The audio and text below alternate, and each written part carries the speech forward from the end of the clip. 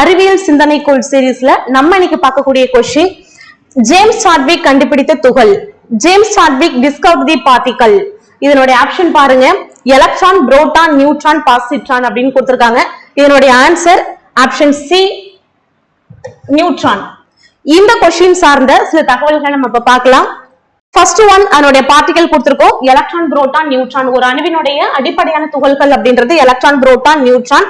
இதனுடைய சிம்பல் குறியீடு electron negative charge particle அப்படின்றனால E மைனஸ் டினோட் பண்ணுவோம். புரோட்டான் பாசிட்டிவ் சார்ஜ் பார்ட்டிகல்ன்றனால P plus or H plus அப்படின்னு டினோட் பண்ணலாம். நியூட்ரான் நியூட்ரல் சார்ஜ் பார்ட்டிகல் அப்படின்றனால N0 ஆர் N0 அப்படின்ற அந்த மின்சுமையில தான் அதை நம்ம டினோட் பண்ணுவோம். ஓகே, நெக்ஸ்ட் பாருங்க, இதை யார் கண்டறிந்தா? எலக்ட்ரான் ஜே தாம்சன், புரோட்டானை கண்டறிந்தவர் கோல்ட்ஸ்டீன். அதுக்கு புரோட்டான் என பெயரிட்டவர் ரூதர்ஃபோர்ட். லாஸ்ட்ல நியூட்ரானை கண்டறிந்தவர் ஜேம்ஸ் சாட்விக்.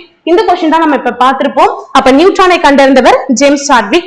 அடுத்து பாருங்க, இந்த பார்ட்டிகலுடைய மாஸ் கேஜில எலக்ட்ரானுக்கு 9.1 into 10 power minus 31 kg, புரோட்டானுக்கும் நியூட்ரானுக்கும் 1.6 into 10 power minus 27.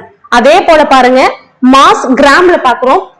எலக்ட்ரானுக்கு 9.1 into 10 power minus 28, புரோட்டானுக்கும் நியூட்ரானுக்கும் 1.6 into 10 power minus 27.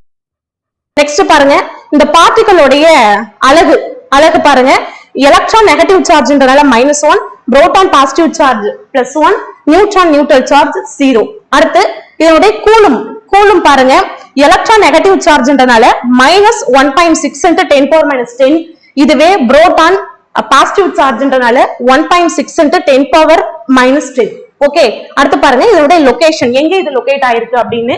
எலக்ட்ரான் ஒரு அணுவினுடைய ஆர்பிட்டால்ல இருக்கும், அதனுடைய சுற்றுவட்ட பாதை அப்படின்னு சொல்றோம். அந்த ஆர்பிட்டால்ல இருக்கும், அதனால சுற்றுப்பாதையில இருக்கிறது எலக்ட்ரான். புரோட்டானும் நியூட்ரானும் சேர்ந்து நியூக்ளியஸ்ல இருக்கும், அதனால புரோட்டான் நியூட்ரான் அதனுடைய இடம் உட்கரு.